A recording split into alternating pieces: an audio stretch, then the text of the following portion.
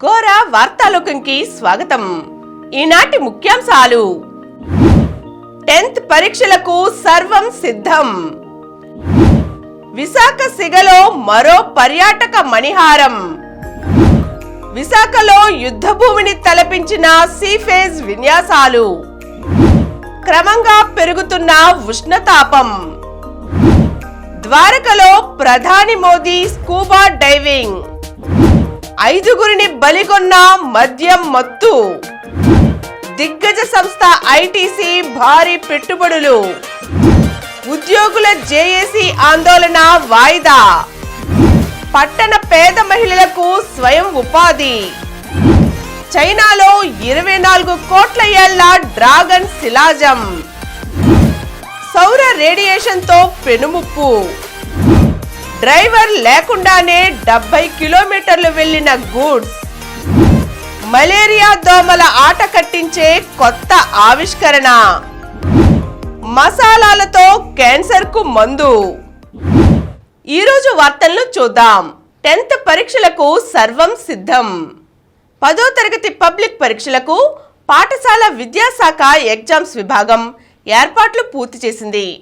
మార్చి 18 నుంచి 30వ తేదీ వరకు నిర్వహించనున్న పరీక్షల కోసం రాష్ట్ర వ్యాప్తంగా అన్ని వసతులతో 3473 సెంటర్లను సిద్ధం చేసింది. ప్రధాన పరీక్షలు మార్చి 28వ తేదీతో ముగుస్తాయి. ఆ తరువాత 2 రోజులు ఓరియంటల్ వొకేషనల్ పరీక్షలు ఉంటాయి. కాగా 2023-24 విద్యా సంవత్సరంలో మొత్తం 6,23,092 మంది విద్యార్థులు 10వ తరగతి పరీక్షలకు ఎన్రోల్ చేసుకున్నారు. వీరిలో గత ఏడాది 10వ తరగతి ఫెయిల్ అయి తిరిగి ప్రవేశం పొందిన వారు 1,02,528 మంది ఉన్నారు. ఓరియంటల్ విద్యార్థులు 1,562 మంది ఉన్నారు. కాగా మొత్తం 10వ తరగతి విద్యార్థుల్లో 3,17,939 మంది బాలురు, 3,05,153 మంది బాలికలు ఉన్నారు. ఉదయం 9:30 గంటల నుండి మధ్యాహ్నం 12:15 వరకు పరీక్షలు నిర్వహిస్తారు. విద్యార్థులను ఉదయం 8:45 నుండే పరీక్షా కేంద్రంలోకి అనుమతిస్తారు. 9:30 గంటల వరకే చివరి గడువు. అయితే ప్రత్యేక సందర్భాలలో మరో 30 నిమిషాల వరకు, అంటే ఉదయం 10 గంటల వరకు అనుమతిస్తారు. మొత్తం 156 ఫ్లయింగ్ స్క్వాడ్స్, 682 సిట్టింగ్ స్క్వాడ్స్ అధికారులు సిద్ధం చేశారు. సమస్యాత్మక పరీక్షా కేంద్రాలను గుర్తించి అక్కడ స్థానిక జిల్లా విద్యాశాఖ అధికారులు సిట్టింగ్ స్క్వాడ్ను నియమిస్తారు. 130కి పైగా కేంద్రాలలో సీసీ కెమెరాలను సైతం ఏర్పాటు చేశారు. విశాఖ సిగలో మరో పర్యాటక మణిహారం. విశాఖ సాగర తీరంలో వైఎంసీఏ సమీపంలో ఏర్పాటు చేసిన ఫ్లోటింగ్ బ్రిడ్జిని రాజ్యసభ సభ్యుడు, వైఎస్ఆర్సీపీ రీజనల్ కోఆర్డినేటర్ వైవి సుబ్బారెడ్డి ఆదివారం నాడు ప్రారంభించారు. పర్యాటకులను విశేషంగా ఆకట్టుకునేలా విఎంఆర్డీఏ ఆధ్వర్యంలో సుమారు 1.60 కోట్ల వ్యయంతో ఫ్లోటింగ్ బ్రిడ్జిని అందుబాటులోకి తీసుకొస్తున్నారు. ఈ సందర్భంగా వైవి సుబ్బారెడ్డి మాట్లాడుతూ, విశాఖ సిగలో మరో పర్యాటక మణిహారం ఫ్లోటింగ్ బ్రిడ్జ్ అని పేర్కొన్నారు. విశాఖ అభివృద్ధిపై సీఎం వైఎస్ జగన్మోహన్ రెడ్డి ప్రత్యేక శ్రద్ధ చూపిస్తున్నారని, గత 2.5 ఏళ్లలో విశాఖకు వచ్చే పర్యాటకుల సంఖ్య విపరీతంగా పెరిగిందని అన్నారు. ప్రభుత్వం పర్యాటక రంగానికి పెద్దపీట వేసిందని, రాష్ట్రంలో వివిధ ప్రాంతాల్లో ఉన్న బీచ్లను అభివృద్ధి చేస్తున్నామని, అందులో భాగంగా విశాఖ బీచ్ను మరింత సుందరంగా తీర్చిదిద్దేందుకు కృషి చేస్తున్నామని వివరించారు. విశాఖలో యుద్ధ భూమిని తలపించిన సీఫేజ్ విన్యాసాలు. సముద్ర జలాల్లోనూ ఉపరితలంపైన నౌకాదళ పరాక్రమానికి సంబంధించిన శక్తిమంత ప్రదర్శన విశాఖ తీరంలో అద్భుతంగా సాగింది. భారత నౌకాదళం విశాఖ కేంద్రంగా ప్రతిష్టాత్మకంగా నిర్వహిస్తున్న మిలాన్ 2024 విన్యాసాలలో కీలకమైన సీఫేజ్ విన్యాసాలు ఆదివారం సాయంత్రం ప్రారంభమయ్యాయి. భారత నౌకాదళంతో పాటు స్నేహపూర్వక విదేశీ దేశాలకు చెందిన యుద్ధ నౌకలు, విమానాల మధ్య సహకారంతో ప్రదర్శన ప్రారంభించారు. గాలి వేగంతో పోటీ పడుతూ దూసుకువచ్చేలా యుద్ధ విమానాలు వైమానిక లక్ష్యాలకు వ్యతిరేకంగా ఆయుధ కాల్పులు, జలాంతర్గామి వ్యతిరేక యుద్ధం, క్రాస్ డెక్ ల్యాండింగ్లు, క్యారియర్ కార్యకలాపాలు, సీమాన్షిప్ విన్యాసాలు ప్రేక్షకులను అబ్బురపరిచాయి. సముద్ర సామర్థ్యాలను పెంపొందించడానికి, అంతర్జాతీయ సహకారాన్ని పెంపొందించడానికి నిబద్ధతను ప్రతిబింబించేలా విన్యాసాలు సాగాయి. సముద్రపు డొమైన్లో శాంతి, స్థిరత్వం, పరస్పర చర్యను ప్రోత్సహించడంలో పాల్గొనే దేశాల నిబద్ధతకు నిదర్శనంగా మిలాన్ విన్యాసాలు నిర్వహించనున్నట్లుగా నౌకాదళ వర్గాలు తెలిపాయి. వీటిలో ఐఎన్ఎస్ విక్రాంత్, ఐఎన్ఎస్ విక్రమాదిత్య ప్రధాన ఆకర్షణగా నిలిచాయి. 5గురిని బలిగొన్న మద్యం మత్తు. యువకుల మద్యం మత్తు 5గురిని బలి తీసుకుంది. మదనపల్లెకు చెందిన 5గురు యువకులు మద్యం సేవించి కారును అతివేగంగా నడిపి రోడ్డుపై నిల్చున్న 2 పాడి రైతులతో పాటు తమలో 3 ప్రాణాలను గాల్లో కలిపేశారు. కారు నడుపుతున్న యువకుడు వాహన వేగాన్ని నియంత్రించలేక లారీని ఢీకొనడంతో ఈ ఘోర ప్రమాదం జరిగింది. అతడికి తల తెగి మొండి నుంచి వేరవడం ప్రమాద తీవ్రతకు అద్దం పడుతోంది. ఈ ఘటన ఆదివారం రాత్రి అన్నమయ్య జిల్లా మదనపల్లె మండలం బార్లపల్లె వద్ద కడప బెంగుళూరు హైవేపై జరిగింది. స్కార్పియో యజమాని విక్రమ్ వేగంగా కారు నడుపుతూ కర్ణాటక సరిహద్దు చెక్పోస్టులో తొలుత పోలీస్ బ్యారికేడ్లను ఢీకొట్టాడు. అంతే వేగంతో ఆంధ్ర సరిహద్దులోని బార్లపల్లెకు సమీపంలో ఎదురుగా వస్తున్న ఓ కారును ఢీకొన్నాడు. ఆ ధాటికి కారు దెబ్బతిండంతో భయంతో మరింత వేగం పెంచాడు. ఆ సమయంలో మదనపల్లె మండలం చీకలబైలు పంచాయతీ కోళ్లవారిపల్లెకు చెందిన పాడి రైతులు కరమల సుబ్రహ్మణ్యం, ఎల్లుట్ల చంద్రప్ప స్థానిక పాలడిపోలో పాలుపోసి రోడ్డుపై నిల్చున్నారు. వీరిని కూడా స్కార్పియో వేగంగా వచ్చి ఢీకొనడంతో వారు అక్కడికక్కడే మృతి చెందారు. స్థానికుల కేకలతో మరింత భయపడిన విక్రమ్ కారు వేగాన్ని అదుపు చేయలేక ఎదురు వస్తున్న లారీని ఢీకొన్నాడు. ఒక్కసారిగా స్కార్పియో గాల్లోకి ఎగిరి పైకప్పు లేచిపోయింది. ఆ ధాటికి డ్రైవింగ్ సీట్లో ఉన్న విక్రమ్ తల తెగి మొండెం మాత్రమే మిగిలింది. వాహనంలో మిగిలిన 4గురిలో తిలక్, సీను అక్కడికక్కడే మరణించగా హరీష్, మహేష్ తీవ్రంగా గాయపడ్డారు. కుప్పానికి కృష్ణా జలాలు. కుప్పం ప్రాంతంలో నీటి సమస్యకు శాశ్వత పరిష్కారం చూపేందుకు సీఎం వైఎస్ జగన్మోహన్ రెడ్డి ప్రాధాన్యత ఇస్తున్నారని మంత్రి పెద్దిరెడ్డి రామచంద్రారెడ్డి తెలిపారు. ముఖ్యమంత్రి కుప్పం పర్యటన ఏర్పాట్లను మంత్రి ఆదివారం పరిశీలించారు. ఈ సందర్భంగా ఆయన మీడియాతో మాట్లాడుతూ ఇచ్చిన మాట ప్రకారం ముఖ్యమంత్రి కుప్పం కాలువ పనులను పూర్తి చేసి సోమవారం నీటిని విడుదల చేయనున్నట్లు తెలిపారు. పాలేరు ప్రాజెక్టు నిర్మాణానికి కూడా శంకుస్థాపన జరుగుతోంది. వీటితో కుప్పం ప్రజలకు తాగు, సాగునీటి కష్టాలు లేకుండా చూడాలన్నదే సీఎం ఉద్దేశమని ఆయన తెలిపారు. క్రమంగా పెరుగుతున్న ఉష్ణతాపం. రాష్ట్రం క్రమంగా వేడెక్కుతోంది. దాదాపు 15 రోజుల పాటు వాతావరణం సాధారణంగా ఉంది. ద్రోణి ఉపరితల ఆవర్తనం ప్రభావంతో పొగమంచు కప్పుకోవడం ఇందుకు దోహదపడింది. వాస్తవానికి ఫిబ్రవరి మొదటి వారం నుంచే ఎండల ప్రభావం కనిపించింది. దాదాపు వారం రోజుల పాటు రాష్ట్రంలో పలు చోట్ల గరిష్ట ఉష్ణోగ్రతలు నమోదయ్యాయి. కర్నూలు, అనంతపురం, వైఎస్ఆర్, నంద్యాల జిల్లాలలో 38 డిగ్రీలకు పైగా నమోదయ్యాయి. ఆ సమయంలో దక్షిణ తెలంగాణ నుంచి దక్షిణ తమిళనాడు వరకు ఒక ద్రోణి, మరఠ్వాడ పరిసర ప్రాంతాల నుంచి విదర్భ వరకు మరొక ద్రోణి, దక్షిణ ఛత్తీస్గఢ్ మీదుగా కోస్తాంధ్ర వరకు ఉపరితల ఆవర్తనాలు కొనసాగాయి. రాష్ట్రంపైకి ఈ నెల 17 వరకు ఈశాన్య తూర్పు గాలులు 18 నుంచి ఆగ్నేయ, నైరుతి గాలులు వీచాయి. ఫలితంగా ఇన్నాళ్లు అసాధారణ ఉష్ణోగ్రతలే నమోదవుతుండటంతో ఉష్ణతాపం అంతగా అనిపించలేదు. అయితే ఈ ద్రోణి ఉపరితల ఆవర్తనాలు బలహీనపడటంతో ఇప్పుడు పగటి, రాత్రి ఉష్ణోగ్రతలు మళ్లీ పెరుగుతున్నాయి. ప్రస్తుతం రాష్ట్రంలో ఉష్ణోగ్రతల పెరుగుదల రాయలసీమలో బాగా కనిపిస్తోంది. ఉత్తర కోస్తాంధ్ర, దక్షిణ కోస్తాంధ్ర కంటే అనంతపురం, కర్నూలు, వైఎస్ఆర్ జిల్లాల్లో ఉష్ణ తీవ్రత ఎక్కువగా ఉంటుంది. మరికొద్ది రోజుల్లో రాష్ట్రంలో కొన్ని చోట్ల ఉష్ణోగ్రతలు 40 డిగ్రీలకు చేరుకునే అవకాశం ఉందని వాతావరణ నిపుణులు అంచనా వేస్తున్నారు. ద్వారకలో ప్రధాని మోదీ స్కూబా డైవింగ్. అరేబియా సముద్ర గర్భంలోని ద్వారకా నగరాన్ని మోదీ ఆదివారం దర్శించుకున్నారు. గుజరాత్లోని ద్వారకా పట్టణ తీరంలో పాంచ్కుయి బీచ్ నుంచి స్కూబా డైవింగ్ ద్వారా సముద్ర అడుగు భాగానికి చేరుకున్నారు. ప్రత్యేక పూజలు చేసి కాసేపు గడిపారు. సముద్ర గర్భంలో భగవంతుడికి పూజలు చేయడం అద్భుతమైన అనుభూతి. సాక్షాత్తు దేవుడి సన్నిధిలో గడిపినట్లుగా అనిపించిందని తన అనుభవాన్ని ఎక్స్లో పోస్ట్ చేశారు. ఆయన తన ఫోటోలను సైతం సోషల్ మీడియాలో పంచుకున్నారు. తెల్లని డైవింగ్ హెల్మెట్ ధరించి నేవీ సిబ్బంది సాయంతో స్కూబా డైవింగ్ చేస్తూ సముద్రంలోకి చేరుకున్నారు. కృష్ణుడికి పూజలు చేసి నెమలి పింఛాన్ని సమర్పించుకున్నారు. ఇది సాహసం కంటే ఎక్కువని, ఇదొక విశ్వాసమని ఆయన పేర్కొన్నారు. డ్రైవర్ లేకుండానే 70 కిలోమీటర్లు వెళ్లిన గూడ్స్ రైలొకటి డ్రైవర్ లేకుండానే 70 కిలోమీటర్ల దూరం వెళ్లిపోయింది.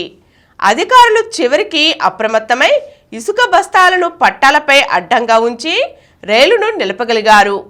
ఘటన జమ్మూ జలంధర్ సెక్షన్లో ఆదివారం ఉదయం 7 గంటలకు చోటు చేసుకుంది. జమ్మూ కాశ్మీర్ నుంచి కంకర లోడున్న 53 బోగీల డీజిల్ లోకోమోటివ్ గూడ్స్ రైలు పంజాబ్ వైపు బయలుదేరింది. డ్రైవర్ మార్పిడి కోసం కథువా స్టేషన్ వద్ద రైలును ఆపారు. తరువాత ఏం జరిగిందో ఏమో, రైలు నెమ్మదిగా జమ్మూ జలంధర్ సెక్షన్ దిశగా ముందుకు సాగింది. కొంతసేపటికి విషయం తెలిసిన అధికారులు ఆ మార్గంలోని స్టేషన్లతో పాటు రైల్ రోడ్ క్రాసింగ్ల వద్ద అధికారులను అప్రమత్తం చేశారు. దాదాపు 70 కిలోమీటర్లు ప్రయాణించి ఊంచి బస్సీ వద్ద పట్టాలపై ఇసుక బస్తాలను అడ్డుగా ఉంచిన తర్వాత రైలును ఆపు చేయగలిగారు. ఘటనపై రైల్వే శాఖ పరిశోధన చేస్తోంది. సౌర రేడియేషన్తో పెనుముప్పు. అంతరిక్షం నుంచి వెలువడే ప్రమాదకర సౌర రేడియేషన్ను భూమి అధికంగా శోషించుకుంటోందని, దాంతో వాతావరణంలో మార్పులు, విపత్తులు సంభవిస్తున్నాయని పరిశోధకులు చెబుతున్నారు. నాసా తాజా డేటాను విశ్లేషించి సౌర రేడియేషన్ గురించి కీలక విషయాలు వెల్లడించింది. 2000 సంవత్సరం నుంచి 2023 డిసెంబర్ దాకా డేటాను వారు పరిగణలోకి తీసుకున్నారు. రేడియేషన్ను భూమి శోషించుకోవడం అనేది సంవత్సరమంతా ఒకే తీరుగా లేదని, కొన్నిసార్లు ఎక్కువ స్థాయిలో, మరికొన్నిసార్లు తక్కువ స్థాయిలో నమోదైనట్లు గుర్తించారు. 2023లో ఫిబ్రవరి, మార్చ్, డిసెంబర్లో అధికంగా సోలార్ రేడియేషన్ను భూమి గ్రహించిందని వెల్లడించారు. గత ఏడాది జనవరిలో స్వల్పంగా పెరిగిన రేడియేషన్ ఫిబ్రవరిలో చదరపు మీటర్కు 3.9 వాట్లు, మార్చిలో 6.2 వాట్లుగా నమోదైందని తెలియజేశారు. 2000 సంవత్సరం నాటి గణాంకాలతో పోలిస్తే 2023లో సౌర రేడియేషన్ను భూమి శోషించుకోవడం ఎన్నో రెట్లు పెరిగినట్లుగా తేల్చారు. చైనాలో 24 కోట్ల ఏళ్ల డ్రాగన్ శిలాజం. ప్రపంచవ్యాప్తంగా చాలా ప్రదేశాల్లో శిలాజాలు బయటపడుతుంటాయి. వందల సంవత్సరాల క్రితం భూమిలో కూరుకుపోయిన జీవులు క్రమంగా శిలాజాలుగా మారుతుంటాయి.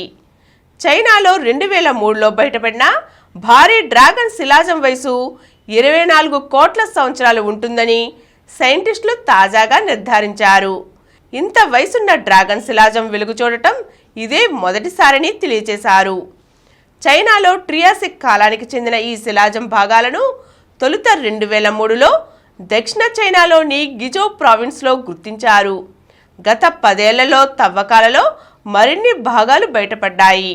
వాటన్నిటినీ ఒకే చోట అమర్చగా అది 5 మీటర్ల డ్రాగన్గా తేలింది. 24 కోట్ల ఏళ్ల క్రితమే అది శిలాజంగా మారిపోయిందని పరిశోధకులు కనిపెట్టారు.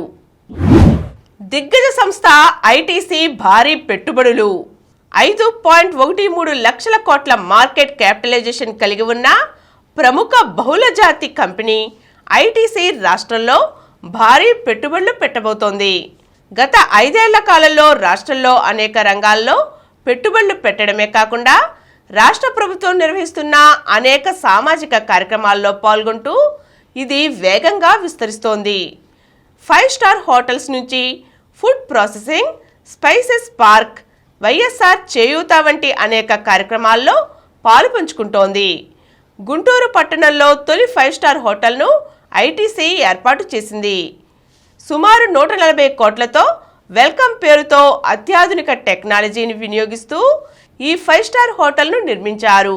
ఐటీసీ సీఎండీ సంజీవ్ మాట్లాడుతూ విశాఖ, విజయవాడతో పాటు ఆధ్యాత్మిక నగరాలలో హోటళ్ల ఏర్పాటు అవకాశాలను పరిశీలిస్తున్నట్లుగా తెలిపారు. ఫుడ్ ప్రాసెసింగ్, ఆక్వా ప్రాసెసింగ్ వంటి రంగాలలో 400 కోట్ల పెట్టుబడులు పెట్టనున్నట్లుగా ఆయన వెల్లడించారు. పట్టణ పేద మహిళలకు స్వయం ఉపాధి. రాష్ట్రంలోని పట్టణ పేద మహిళల స్వయం ఉపాధికి ప్రభుత్వం మరో అడుగు ముందుకు వేసింది. తక్కువ పెట్టుబడితో స్వయం ఉపాధి పొందేలా పట్టణ సమృద్ధి యూనిట్ల ఏర్పాటుకు పట్టణ పేదరిక నిర్మూలన సంస్థ చర్యలు చేపట్టింది. ఇందుకోసం 110 యుఎల్బిల్లోని 5,600కు పైగా స్లమ్ లెవెల్ ఫెడరేషన్లకు 28 కోట్ల నిధులను ప్రభుత్వం అందించింది. స్వయం సహాయక సంఘాల సభ్యులు 50,000 లోపు పెట్టుబడితో చిన్న స్థాయి ఉపాధి యూనిట్లు ఏర్పాటు చేసుకునేందుకు అవసరమైన ఆర్థిక సాయం వీటి ద్వారా పొందవచ్చు. 3 ఏళ్లలో ఆదివాసీ ప్రాంతాలకు మౌలిక సదుపాయాలు. దేశవ్యాప్తంగా ఉన్న మారుమూల గిరిజన ప్రాంతాలలోని ప్రత్యేకంగా దుర్బలమైన గిరిజన సమూహాల సంక్షేమం కోసం కేంద్ర ప్రభుత్వం దృష్టి సారించింది. దీనిలో భాగంగా పీఎం జనజాతి ఆదివాసీ న్యాయ మహా అభియాన్ పథకం ఆంధ్రప్రదేశ్లో 1.23 లక్షల గిరిజన కుటుంబాలను ఎంపిక చేసినట్లుగా కేంద్ర గిరిజన వ్యవహారాల మంత్రిత్వ శాఖ తెలిపింది. దేశవ్యాప్తంగా 14.56 లక్షల గిరిజన కుటుంబాలను పీఎం జన్మన్ కింద ఎంపిక చేశారు. ఎక్కువ మంది ఎంపికైన రాష్ట్రాలలో ఆంధ్రప్రదేశ్ 3వ స్థానంలో ఉంది. మధ్యవర్తిత్వంతో వివాదాలు పరిష్కారం కావాలి. మధ్యవర్తిత్వంతో వివాదాల పరిష్కారానికి న్యాయవాదులు ప్రయత్నించాలని సుప్రీంకోర్టు న్యాయమూర్తి జస్టిస్ పమిడిఘంటం నరసింహ సూచించారు. జిల్లా కోర్టు ఆవరణలో 99.20 కోట్లతో నిర్మించనున్న జిల్లా కోర్టు భవనాల సముదాయానికి సుప్రీంకోర్టు న్యాయమూర్తి జస్టిస్ నరసింహ, రాష్ట్ర హైకోర్టు ప్రధాన న్యాయమూర్తి జస్టిస్ ధీరజ్ సింగ్ ఠాకూర్తో కలిసి ఆదివారం నాడు శంకుస్థాపన చేశారు. జస్టిస్ నరసింహ మాట్లాడుతూ వివాదాల పరిష్కారం కోసం న్యాయస్థానాలను ఆశ్రయించిన వారు ఏళ్ల తరబడి న్యాయం కోసం వేచి చూడకుండా న్యాయవాదులు కృషి చేయాలని సూచించారు. కొత్తగా న్యాయవాద వృత్తిలోకి ప్రవేశిస్తున్న యువతీ యువకులు జిల్లా కోర్టుల్లో తమ వృత్తిని ప్రారంభించేలా సీనియర్ న్యాయవాదులు ప్రోత్సహించాలని సూచించారు. జస్టిస్ ధీరజ్ సింగ్ ఠాకూర్ మాట్లాడుతూ న్యాయ వ్యవస్థపై ప్రజల ఆశలు, ఆకాంక్షలు నెరవేర్చేలా న్యాయమూర్తులు నిష్పక్షపాతంగా, పారదర్శకంగా న్యాయ వ్యవస్థను నిలపాల్సి ఉందని పేర్కొన్నారు. ఉద్యోగుల జేఏసీ ఆందోళన వాయిదా. తమకు రావాల్సిన ఆర్థికేతర ప్రయోజనాలు నెరవేర్చేందుకు ప్రభుత్వం రాతపూర్వక హామీ ఇవ్వడంతో ఈ నెల 27న ఉద్యోగ సంఘాల రాష్ట్ర జేఏసీ తలపెట్టిన బీఆర్టీఎస్ మహా ఆందోళనను తాత్కాలికంగా వాయిదా వేసినట్లుగా జేఏసీ చైర్మన్, ఏపీ ఎన్జీఓల సంఘం రాష్ట్ర అధ్యక్షుడు బండి శ్రీనివాసరావు తెలియజేశారు. విజయవాడ ఏపీ ఎన్జీఓ హోంలో ఆదివారం నిర్వహించిన విలేకరుల సమావేశంలో ఉద్యోగులకు సత్వరమే 12వ పీఆర్సీ ప్రయోజనాలు కల్పించేలా పీఆర్సీ కమిషన్ వేగంగా పనిచేసేందుకు చర్యలు తీసుకుంటున్నామని, కాబట్టి మధ్యంతర భృతి అవసరం లేదని ప్రభుత్వం చెప్పిందని తెలిపారు. ఉద్యోగుల వైద్య ఖర్చుల నిమిత్తం ఆసుపత్రులకు చెల్లించాల్సిన మొత్తంలో 70 కోట్లు, సిపిఎస్ ఉద్యోగులకు టీఏడీఏల నిమిత్తం చెల్లించవలసిన మొత్తంలో 100 కోట్లను వీలైనంత త్వరగా విడుదల చేసేందుకు చర్యలు తీసుకుంటామని మంత్రుల బృందం స్పష్టం చేసినట్లుగా తెలిపారు. మలేరియా దోమల ఆట కట్టించే కొత్త ఆవిష్కరణ. మలేరియా కారక పరాన్నజీవి తమ ఉనికికి అవసరమైన కొన్ని రకాల ఫ్యాటీ ఆమ్లాలను తనంత తాను తయారు చేసుకోలేదు. వాటిని మానవుల నుంచి పొందుతుంది. ఆ పదార్థాలను దానికి అందకుండా చేస్తే ఈ పరాన్నజీవి మనుగడ కష్టతరం అవుతుంది. ఏటా ప్రపంచవ్యాప్తంగా కోట్ల మందిని ఇబ్బంది పెడుతున్న మలేరియా వ్యాప్తికిది సరికొత్త మార్గమని శాస్త్రవేత్తలు పేర్కొన్నారు. ప్లాస్మోడియం తరగతికి చెందిన పరాన్నజీవుల వల్ల మలేరియా వస్తుంది. ఎనోఫిలిస్ దోమ ద్వారా అది వ్యాప్తి చెందుతుంది. ఈ పరాన్నజీవి మానవుడి శరీరంలోకి ప్రవేశించాక అతడి ఎర్ర రక్త కణాల్లో తమ సంతతిని పెంచుకుంటుంది. దీనివల్ల ఆ వ్యక్తికి మలేరియా వస్తుంది. ఈ క్రమంలో తనకు కావలసిన ఫ్యాటీ ఆమ్లాలను ఆ పరాన్నజీవి రోగి నుంచే సేకరిస్తుంది. మనలోని లైసోఫాస్ఫోలిపిడ్ల నుంచి వాటిని పొందగలుగుతుంది. అయితే ఆ లిపిడ్ల నుంచి ఫ్యాటీ ఆమ్లాలను ఈ పరాన్నజీవి నిర్దిష్టంగా ఎలా విడుదల చేయగలుగుతోంది అన్నది ఇప్పటి వరకు అంతుచిక్కకుండా ఉంది. దీనిపై పరిశోధనలు చేసిన వర్జీనియా టెక్ పరిశోధక బృందం శాస్త్రవేత్తలు మలేరియా ఇన్ఫెక్షన్ సోకిన ఎర్ర రక్త కణాలపై అనేక ప్రయోగాలు చేశారు. అవసరమైన ఫ్యాటీ ఆమ్లాలు పొందకుండా పరాన్నజీవిని నిలువరించే రసాయనాలను కనిపెట్టారు. జన్యువులను మార్చడం లేదా ఔషధాలను ప్రయోగించడం ద్వారా ఈ ఎంజైమ్లను నిర్వీర్యం చేసినప్పుడు తమకు అవసరమైన ఫ్యాటీ ఆమ్లాలను తయారు చేసుకోవడం ఈ పరాన్నజీవికి కష్టమైంది. ఫలితంగా అది మానవ రక్తంలో వృద్ధి చెందలేకపోయిందని వారు పేర్కొన్నారు. మసాలాలతో క్యాన్సర్కు మందు. క్యాన్సర్కు చికిత్స కోసం భారతీయ మసాలా దినుసులను ఉపయోగించడానికి మద్రాస్ ఐఐటి పరిశోధకులు కసరత్తు చేస్తున్నారు. ఈ అంశంపై పేటెంట్ కూడా పొందారు. వీటితో తయారైన మందులు 2028 నుంచి మార్కెట్లోకి అందుబాటులోకి రానున్నాయి. భారతీయ మసాలాలతో రూపొందిన నానో ఔషధాలకు క్యాన్సర్పై పోరాడే సామర్థ్యం ఉందని శాస్త్రవేత్తలు పేర్కొన్నారు. ఊపిరితిత్తులు, రొమ్ము, పేగు, గర్భాశయ ముఖద్వారం, గొంతు వంటి భాగాలలో ఉత్పన్నమయ్యే క్యాన్సర్లపై ఇది ప్రభావం చూపుతుందని వివరించారు. ఆరోగ్యకర కణాల జోలికది వెళ్లదని తెలిపారు. ధర వంటి అంశాలపై పరిశోధకులు కసరత్తు చేస్తున్నారు. జంతువులపై జరిగిన ప్రయోగాలు విజయవంతమయ్యాయి. మానవులపై దీని సామర్థ్యాన్ని పరీక్షించేందుకు ప్రణాళికలు సిద్ధం చేశారు. ఇప్పుడు కొన్ని సంక్షిప్త వార్తలను చూద్దాం. ఎయిమ్స్ రాష్ట్రానికి విలువైన ఆస్తి. మంగళగిరి ఎయిమ్స్ జాతికి అంకితం. వర్చువల్ విధానంలో ప్రారంభించిన ప్రధాని మోదీ. 9 క్రిటికల్ కేర్ యూనిట్లకు శంకుస్థాపన. కరోనా సమయంలో అత్యుత్తమ సేవలు ఎయిమ్స్ అందించింది. గవర్నర్ జస్టిస్ అబ్దుల్ నజీర్ ప్రశంస. ఉక్రెయిన్ రష్యా యుద్ధంలో భారతీయుడి మృతి. ఉపాధి కోసం రష్యా వెళ్లిన హేమిల్ అశ్విన్ భాయ్ అనే గుజరాతీని యుద్ధం బలి తీసుకుంది. ఈ నెల 21న ఉక్రెయిన్ జరిపిన ఎయిర్ స్ట్రైక్ లో ఈయన ప్రాణాలు కోల్పోయాడు. దేశం కోసం యువత ఓటేయాలి. డ్రగ్స్ నుంచి యువతను కాపాడుకోవాలి. మన్ కీ బాత్ లో ప్రధాని వ్యాఖ్యలు. 3 నెలల పాటు మన్ కీ బాత్ కార్యక్రమానికి విరామం. భారత్ విజయానికి 74 పరుగులు. ఇంగ్లాండ్తో 4వ టెస్ట్ ఆసక్తికరంగా సాగుతోంది. లంచ్ విరామం సమయానికి భారత్ 3 వికెట్లు కోల్పోయి 118 పరుగులు చేసింది. రోహిత్ శర్మ 55, యశస్వి జైస్వాల్ 37, రజత్ పటీదార్ 0 వద్ద అవుట్ అయ్యారు. గిల్ 18, జడేజా 3 పరుగులతో క్రీజ్లో ఉన్నారు. టీమిండియా గెలవాలంటే ఇంకా 74 పరుగులు కావాలి.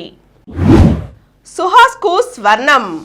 పారా బ్యాడ్మింటన్ ప్రపంచ ఛాంపియన్షిప్లో భారత షట్లర్లు 3 స్వర్ణాలు, 4 రజతాలు, 11 కాంస్యాలతో కలిపి మొత్తం 18 పతకాలతో అదరగొట్టారు. పురుషుల సింగిల్స్లో ఐఏఎస్ అధికారి సుహాస్ యతిరాజ్, ప్రమోద్ భగత్, కృష్ణనాగర్ పసిడి పతకాలు సొంతం చేసుకున్నారు. శ్రీనిధి డెక్కన్ ఎఫ్సి గెలుపు.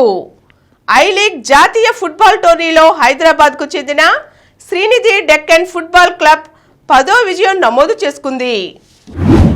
ధీరజ్ ధమాకా. ఆసియా కప్ ఆర్చరీ టోర్నీలో 3 స్వర్ణాలు సొంతం. Good fellow classic squash tourney విజేత అభయ్. భారత స్టార్ ప్లేయర్ అభయ్ సింగ్ తన కెరీర్లో 8వ ప్రొఫెషనల్ స్క్వాష్ అసోసియేషన్ సింగిల్స్ టైటిల్ను సాధించాడు. కెనడాలోని టొరంటోలో జరిగిన గుడ్ ఫెలో క్లాసిక్ టోర్నీలో అభయ్ సింగ్ విజేతగా నిలిచాడు. హసరంగాపై 2 మ్యాచ్ల నిషేధం. శ్రీలంక టీ20 క్రికెట్ జట్ కెప్టెన్ హసరంగాపై అంతర్జాతీయ క్రికెట్ మండలి 2 మ్యాచ్ల నిషేధంతో పాటు మ్యాచ్ ఫీజులో 50% కోత విధించింది. ఆఫ్ఘనిస్తాన్తో జరిగిన 3వ టీ20 మ్యాచ్ సందర్భంగా అంపైర్ హనిబాల్ను హసరంగా దూషించాడు. మరిన్ని వార్తా విశేషాలతో రేపటి గోరా వార్తాలోకంలో కలుద్దాం. Thank you. ప్రతిరోజు వార్తా విశేషాల కోసం అనతి కాలంలోనే 20 కోట్ల వ్యూస్ సాధించిన డాక్టర్ సమరం మల్టీ ఛానల్ నెట్వర్క్ సమర్పించు గోరా వార్తాలోకంకు సబ్స్క్రైబ్ చేయండి, లైక్ చేయండి, మీ ఫ్రెండ్స్కి షేర్ చేయండి. అలాగే ప్రక్కనున్న గంట సింబల్ని ప్రెస్ చేయడం మర్చిపోకండి. Please download Samaram Multi-Channel app and watch your favorite channels from your mobile. App available on Google Play Store and subscribe to the channels.